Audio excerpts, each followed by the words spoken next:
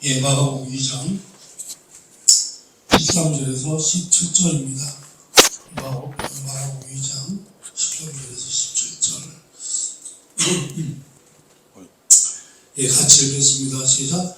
예수께서 다시 바닷가에 나가심에 큰 물이나 나왔거늘 예수께서 그를 가르치시니라.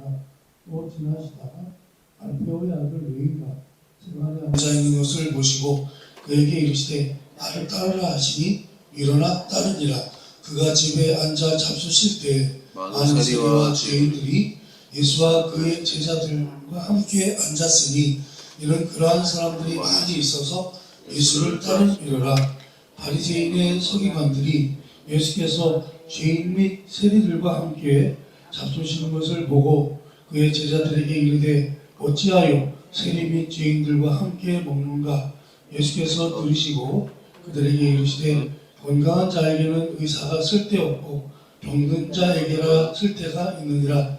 나는 의인을 부르러 온 것이 아니요 죄인을 부르러 왔노라 하시니라. 아멘. 우리 예수님께서는 계속 말씀드리지만 잃어버린 자를 구원하러 오셨습니다. 오늘 말씀에 보면 우리 예수님이 그 사역하신 곳은 갈릴리 해변가인데요. 갈릴리 지역인데요. 거기는 이제 바다라고도 하고 호수라고도 하는데 사실은 바다라고 하기에는 조금 작아요. 너무 작기 때문에 이제 호수라고 하는 게 이제 맞습니다만 아무튼 그 갈릴리 해변에 이제 우리 예수님이 많이 알려졌어요. 그러니까 지금으로 말하면 엄청난 스타가 되신 거죠. 그래서 우리 예수님을 보려고 엄청난 많은 사람들이 몰려들었어요. 엄청나게 많은 사람들이 모여들었는데 그래서 어떤 건물이나 어떤 길거리에서도 그 인파를 다 수용을 할 수가 없었어요. 너무 많이 와가지고. 그래서 오늘 말씀에 보면 뭐라고 되어 있냐면 큰 무리가 나왔다 이렇게 얘기하는데 큰 무리라고 하는 것은 바닷가에서 거대한 무리가 왜 연예인들 공연할 때 보면 막 엄청난 사람들 이렇게 수만 명씩 이렇게 모여서 공연하는 것처럼 우리 예수님이 계신 그곳에 엄청난 인원이 모였다는 거예요. 엄청난 사람들이 모여서 그분을 따랐고 그분 곁에 모였다는 사실을 우리에게 보여주고 있습니다. 이제 사람들이 이제 주님에게 모여들었습니다. 우리 예수님이 행하신 일들을 보면서 우리 예수님께 안 나올 수가 없겠죠. 만약에 우리도 그 당시에 거기에 있었다면 우리 예수님께 쫓아가지 않았겠어요? 우리 예수님이 하시는 그런 일들을 보면서 예수님 앞에 나아가지 않을 수가 없었을 것이다 라고 말씀을 드립니다. 여러분, 아무튼 우리 예수님은요 자기에게 온 사람들 그 큰 무리에게 이제 말씀을 전하셨는데 어떤 말씀을 전하셨느냐? 그것은 하나님의 뜻과 그의 나라에 대해서 이제 전하셨습니다. 우리가 마가복음 처음 할 때 제목이 그거죠. 복음의 시작이라. 복음이라고 하는 것은 우리 하나님이 우리를 구원하신다고 하는 내용이죠. 그것을 거기에 온 사람들에게 전하셨다 이렇게 말씀을 드립니다. 그렇게 우리 예수님께서는요 무리에게 가르치는 사역을 마치시고 해변을 따라서 걷기 시작하셨어요. 이제 가르치는 걸 다 끝내고 이제 좀 조용한 시간을 가지시려고 했는지는 모르겠습니다만 아무튼 그 해변을 이렇게 거니셨어요. 해변을 거린다고 하니까 저도 그 해변을 거리던 생각이 나네요. 그죠? 해변을 이렇게 걷기 시작하셨는데 그분은 해변을 따라 걸으시면서 거기서 한 세관을 지나가게 돼요. 거기에는 이제 아마 항구가 있었던가 봐요. 항구가 있어서 거기에 이제 입항하는 배, 입항하는 배들, 무역하는 배들이 있었겠죠. 그런 무역하는 배들에게 이제 세금을 징수하려고, 세금을 받으려고 그 설치된 그런 세관이 있었습니다. 그래서 그 세관을 지나가시게 됐는데, 예수님은 그곳에서 보니까 일을 하고 있는 사람이 있었어요. 그 세리죠. 오늘 말씀에 나오는 그 세리 레위를 보셨습니다. 레위를 보셨는데, 그 당시 여러분 세리는요, 유대사회에서는 당시 유대사회에서는 사실은 그 세리들을 뭐랄까요, 나라의 반역자요, 버림받은 자요, 죄인으로 취급을 했습니다. 아주 인간으로 보지를 않았어요, 한마디로.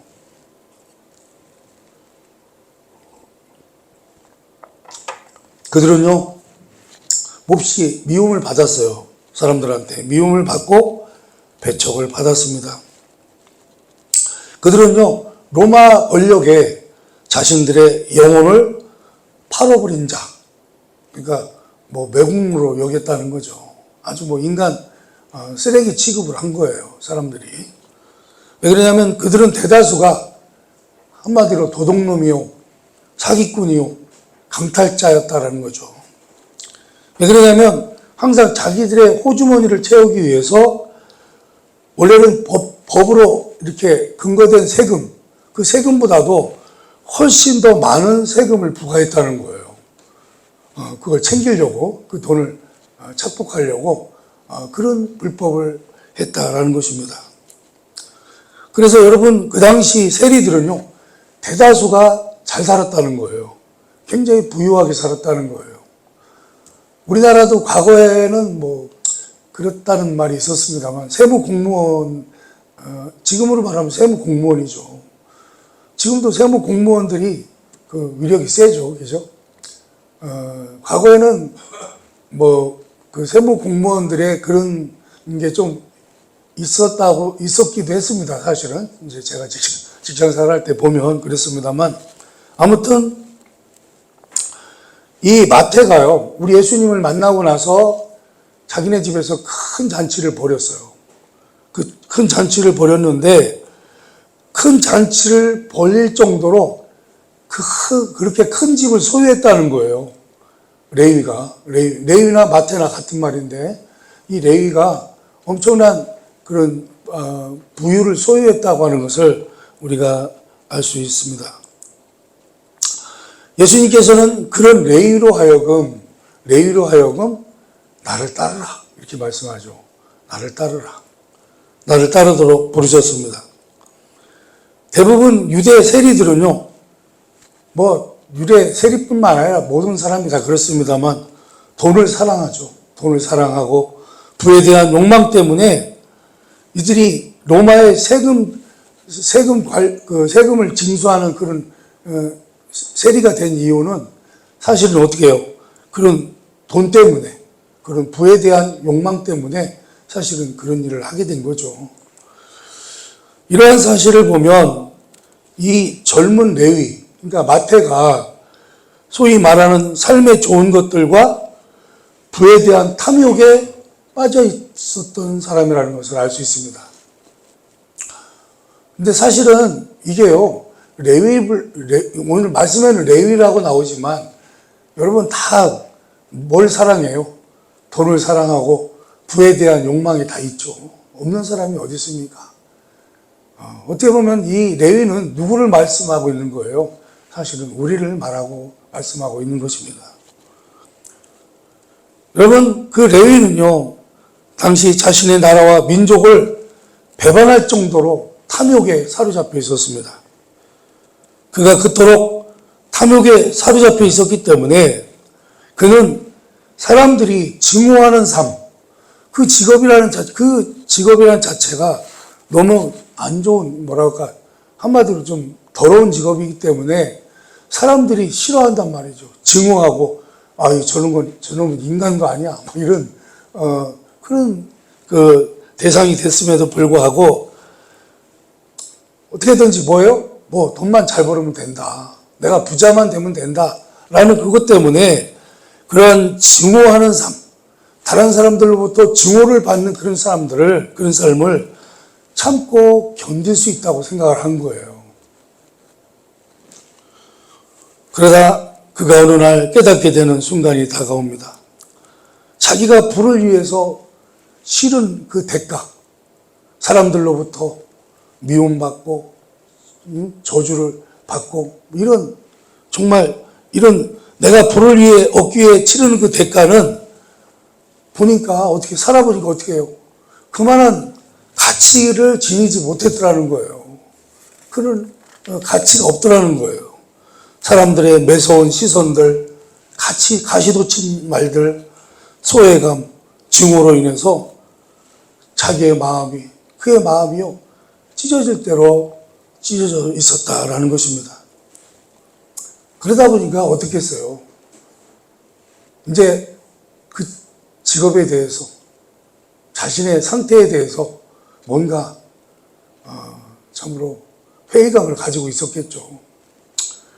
그러면서 그는 하나님과 자기를 미워하고 있는 그런 자기의 그 나라의 백성들과 그 용서를 받고 화해를 열망했습니다. 그것을 아마 우리 예수님이 이렇게 지나가시다가 그 레위의 상태를 보고 아신 것 같아요. 아신 것 같습니다. 우리 예수님께서는 레위의 상처받은 마음과 그로 인한 아픔을 아셨기 때문에 그에게 탐욕의 죄를 버리고 하나님을 따르도록 권면하셨습니다. 예수님께서 마태를 만나셨을 때 한 영혼이 고통 가운데서 그분의 관심을 필요로 함을 보시고는 그에게 증거하시고자 걸음을 멈추셨습니다. 마가복음 1장 14절을 다시 한번 읽어보겠습니다. 한번 읽어봅니다. 시작. 또 지나시다가 알페오의 아들 레위가 세간에 앉아 있는 것을 보시고 그에게 이르시되 나를 따르라 하시니 일어나 따르니라. 이거 내가 안 해놨나요? 다른 걸 해놨죠. 그래서 여러분, 우리 예수님께서 레위에게요, 나를 따르라고 말씀하세요. 나를 따르라. 그러자 그는요, 즉시 일어나서 예수님을 따랐습니다. 그러니까 사실은 레위도요, 마음이 많이 갈급했었다는 얘기죠.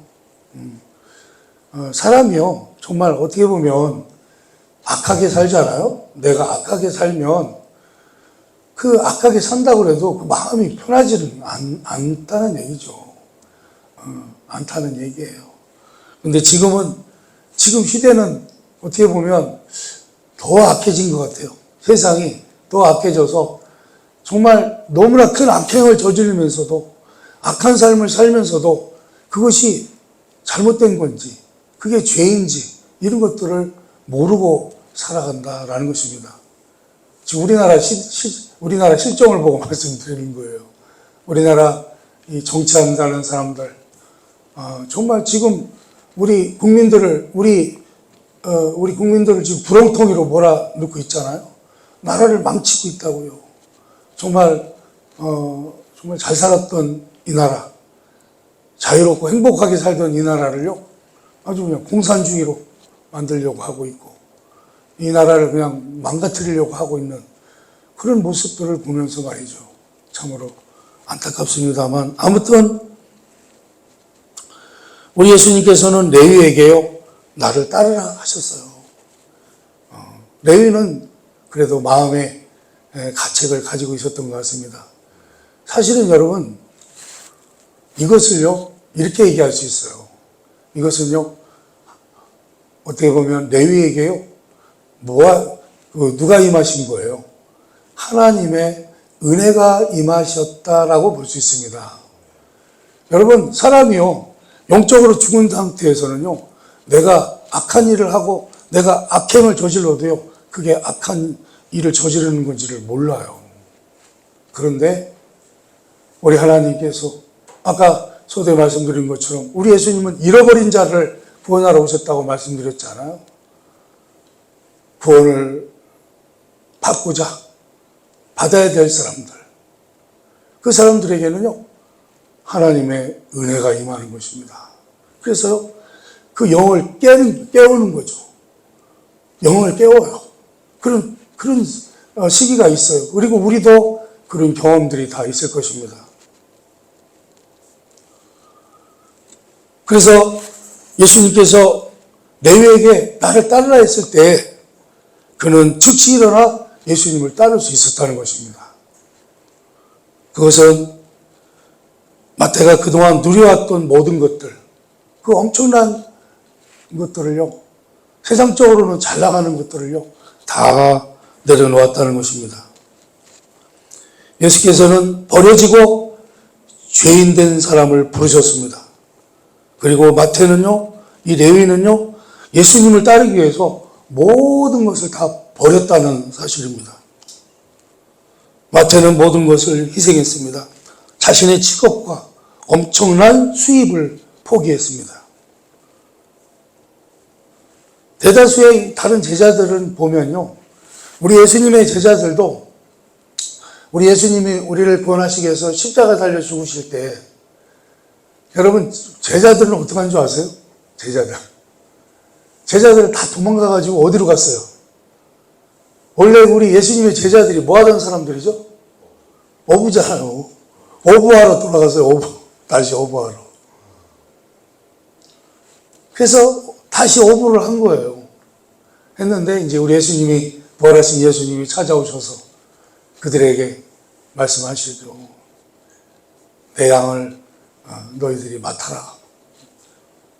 아무튼 그래서 아이가 예수님의 제자들도 다시 돌아오긴 합니다만 마태의 경우는 그렇지 않았습니다. 그는 자신의 삶을 예수께 맡겼을 때 문자 그대로 모든 것을 맡겼다라는 것입니다. 예수님의 부르심으로 그의 삶은 완전히 바뀌게 됩니다. 마가복음 8장 35절에서 36절을 한번 읽어보겠습니다. 시작. 누구든지 자기 목숨을 구원하고자 하면 잃을 것이요 누구든지 나와 복음을 위하여 자기 목숨을 잃으면 구원하리라. 사람이 만일 온 천하를 얻고도 자기 목숨을 잃으면 무엇이 유익하리요. 아멘. 여러분, 레위는요, 계속 말씀드린 것처럼 신약의 첫 복음서가 마태복음이잖아요. 그 마태복음을 쓴 저자예요. 마태복음. 마태와 같은 인물입니다. 그런데 그러니까 그의 원래 이름은 마태가 아니라 레위였어요. 지금 우리가 살펴보는 레위였는데 예수님께서 그의 이름을 뭘로 바꿔주셨냐면 마태로 바꿔주신 거예요. 예수님 만나고 이름이 바뀐 거죠. 바울이 원래는 사울이었다가 바울이 된 것처럼. 여러분, 마태라고 하는 이름은요, 여호와의 선물이라고 하는 의미가 있습니다. 여호와의 선물.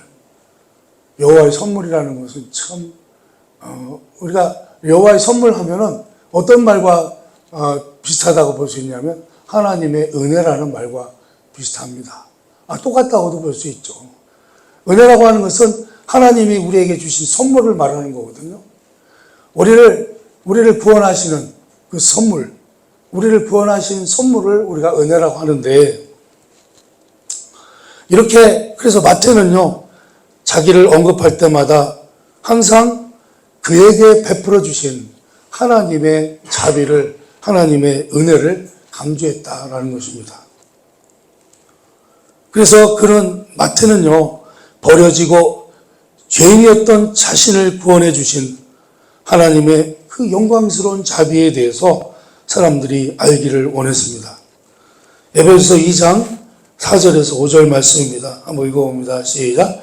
긍휼이 풍성하신 하나님이 우리를 사랑하신 그 큰 사랑을 인하여 허물로 죽은 우리를 그리스도와 함께 살리셨고 너희는 은혜로 구원을 받은 것이라. 아멘. 그리고요, 우리 예수님께서는 이 버려진 죄인들과 교제를 하셨어요. 교제를 하셨는데 그 내용이 오늘 읽은 15절에 나오는데 15절을 다시 한번 읽어봅니다. 15절 시작. 그의 집에 앉아 잡수실 때 많은 세리와 죄인들이 예수와 그의 제자들과 함께 앉았으니 이러한 그러한 사람들이 많이 있어서 예수를 따름이러라. 아멘. 여러분, 레위가요 회심을 했어요. 회심을 해서 이제 마태가 됐는데, 이 마태는요, 회심한 마태는요, 자기 동료들, 자기 친구들을 어떻게 해요? 자기네 집에 초대를 한 거예요. 자기 잔치에 초대를 한 거예요. 큰 잔치를 열어서. 근데 그의 친구들이 어떤 사람들이에요? 그의 친구들이요, 다 어떤 사람들이에요? 다 죄인이요, 세리였다는 거예요. 그러니까 우리 식으로 말하면 그 질 좋은 사람이 없었다는 거예요. 다 못된 놈들만 있었다는 거죠. 악한 자들만 있었다는 거예요. 세리와 죄인들이었습니다. 그들은 그 사회에서 버려진 자들이었습니다. 그들 친구들은요, 이 사회의 제약을 거역하고 하나님을 저버린 자들이었습니다. 그들은 비도덕적이고 부정하고 도적질하며 독소를 퍼붓고 화를 내며 반역하는 자들이었습니다. 그러했던 레위는요, 우리 주님을 따르면서 마음 가운데 그는요, 뭘 느꼈냐면 진정한 화평과 기쁨을 느끼게 됐다는 거예요. 자기가 세리하면서 그 많은 돈은 벌었지만, 큰 부자는 됐지만, 그로 인해서 많은 마음의 그런 아픔, 고통, 이런 것들을 겪었는데, 이제는 내가 가지고 있었던 그 모든 것을 내버리고 주님을 따랐는데도 불구하고 내 마음에 뭐가 있어요? 뭐가 찾아왔어요? 진정한 화평과 기쁨이 있더라는 거예요. 그는 실제로 새로운 삶이 무엇인지를 발견했습니다. 그래서 그는 이제 자신의 친구들도 동일한 화평과 기쁨을 발견하기를 간절히 원했다라는 것입니다. 그래서요, 그는 잔치를 베풀죠. 그리고 모든 친구들을 초대해서 그들로 자기가 만난 예수님을 만날 수 있게 하려고 애를 썼다는 거예요. 그래서 여러분, 제가 늘 말씀드리지만 이 전도도 누가 잘하는 줄 아세요? 전도도요, 처음에 하나님의 은혜 받고 예수 믿은 사람들, 그러니까 신앙생활 오래 한 사람들이 전도를 잘하는 게 아니에요. 예수님 만난 지 얼마 안 된 사람들. 그 사람들은요, 그게 너무나 좋고 감격스러워서 그것을 막 만나는 사람마다 전한단 말이에요. 자기가 예수님을 만나고 구원받은 그것을 막 전하는 거예요. 그러면서 많은 사람들을 주님께로 이끌려고 애를 쓴다는 것입니다. 이제 그런 일들이 사실은 많죠. 그렇게 해서 전도가 되신 분들도 사실은 많이 있습니다. 이 세리도, 지금 레위도 마찬가지입니다. 그래서 여러분, 그는 자신의 변화된 삶을 통해서, 삶의 모습을 통해서 친구들도 자신을 보면서 우리 예수님을 만날 수 있기를 바랬다는 것입니다. 그렇다면 여러분, 우리 예수님은요, 우리에게도 마찬가지죠. 우리에게도 뭐예요? 너희들도 먼저 너희 가족과 이웃과 친구들에게 가라, 이렇게 명하신다는 거예요. 우리도 그런 구원의 은혜가 있다면, 우리 예수님을 만난 그런 경험이 있다면 그것을 어떻게 해요? 나누라는 거죠. 나누라는 거예요. 예수님은 이렇게 소외된 자들과 만날 기회를 기쁘게 받아들이셨습니다. 예수님은 그들로 자신들이 죄로부터 돌아서도록 하기 위해서 만나셨습니다. 그러나 여러분, 자기 만족, 자기를 신뢰하는 사람은요, 그 도움에 대해서 필요하다고 느끼질 않아요. 그들은요. 사실은 그것은 사실은 참 어리석은 일인데, 여러분 어때요? 사람도요, 우리도 마찬가지입니다만 우리가 구원받기 전에 우리가 영적으로 죽은 상태에서는요 아무것도 몰랐어요. 그래서 우리는 하나님의 은혜가 필요한데도 불구하고 우리 하나님의 은혜가 있어야 우리가 구원을 받는데도 불구하고 내가 내 인생을 스스로 잘 헤쳐나갈 수 있다. 나는 내가 스스로 내가 의롭게 살 수 있다. 사람들에게 내가 떳떳하게 살아갈 수 있다. 그러나 여러분, 그런 어리석음들은 언제 후회하게 됩니까? 그가 영혼의 문턱에서 이 땅을 떠날 때, 영혼의 문턱 앞에 섰을 때 그런 깜깜한 어두움과 영원한 정죄에 직면하게 될 것이다 라는 것입니다. 마태복음 10장 32절에서 33절을 한번 또 읽어봅니다. 시작. 누구든지 사람 앞에서 나를 시인하면 나도 하늘에 계신 내 아버지 앞에서 그를 시인할 것이요 누구든지 사람 앞에서 나를 부인하면 나도 하늘에 계신 내 아버지 앞에서 그를 부인하리라. 아멘.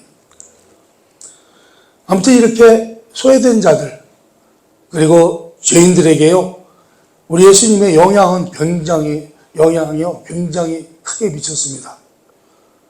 그래서 오늘 말씀에도 뭐라고 되어 있어요? 그러한 사람들이 많이 있어서 예수를 따름이라. 예수님을 따랐다는 거예요. 예수님 당시에 버려진 죄인들은요 그분의 돌보심과 긍휼을 보았습니다. 그분을 사랑하시고 진정으로 용서하시고 자신들에게 큰 도전을 주고 계심을 보았습니다. 여러분, 우리가 지금 레위에 대해서 살펴봤잖아요. 우리 예수님을 만난 레위에 대해서 살펴보면서 여러분, 이 레위가요 주님으로부터 부르심을 받고 그분을 따르는 장면이 있잖아요. 이런 장면이 낯설지는 않아요.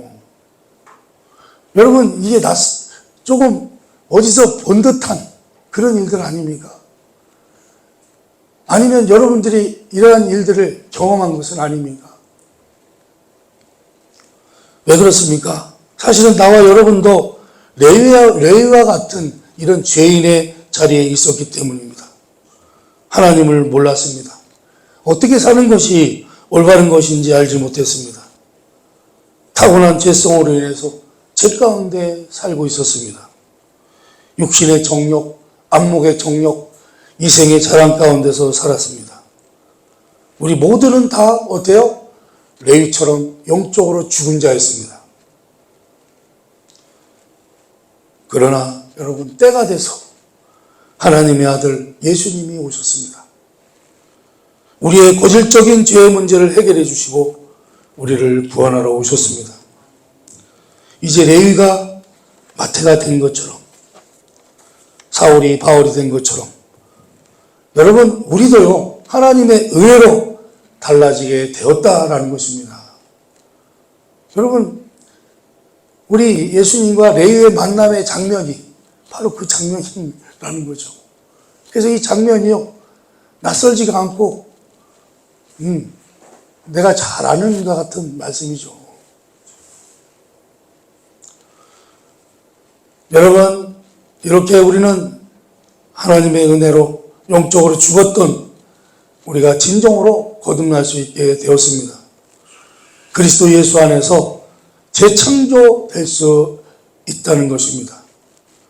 즉 새 사람, 새 피조물로 만들어질 수 있는 것입니다. 고린도후서 5장 17절입니다. 한번 읽어봅니다. 시작. 그런즉 누구든지 그리스도 안에 있으면 새로운 피조물이라 이전 것은 지나갔으니 보라 새 것이 되었도다. 아멘. 자 그런데요 여기에 또 항상 반대파들이 있잖아요. 반대파들.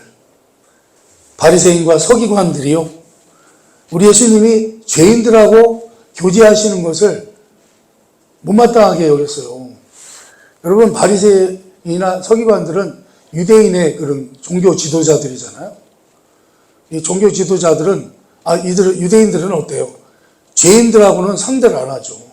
그리고 죄인들은 부정한 자이기 때문에, 나병 환자를 부정하게 여겼던 것처럼 죄인들도 부정하게 여기기 때문에 이 부정한 자하고는 상대를 안 했습니다. 특히 같이 식사는 절대 안 하죠. 그리고 부정한 자하고 같이 있으면 같이 부정해지기 때문에 이들은요, 절대로 죄인들을 가까이 하지 않았습니다. 그런데 우리 예수님은 누구하고 가까이 했어요? 레위를 통해서도 그랬습니다만, 이 죄인들하고 같이 그냥 맛있게 식사를 하셨단 말이에요. 누구와? 부정한 자들과, 이 죄인들과 같이 식사를 하셨다는 거예요.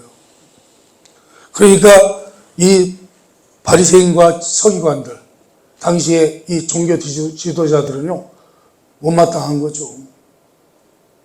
아니, 어떻게 저런 죄인들하고 같이 식사를 할 수 있느냐? 어떻게 저들하고 교제를 할 수 있느냐? 그러자 예수님이 이렇게 말씀해요. 우리 예수님이 이렇게 말씀합니다. 나는 의인을 부르러 온 게 아니야. 니들같이, 그러니까 바리새인이나 서기관들을 향해서 말하는 거죠. 그들은 자신들이 의인이라고 생각을 했잖아요. 하나님의 율법을 지키는 사람들이기 때문에 자기들은 의인이라고 생각했단 말이죠. 그러니까 우리 예수님이 그렇게 말씀하는 거예요. 나는 니들처럼 의인을 부르러 온 게 아니야.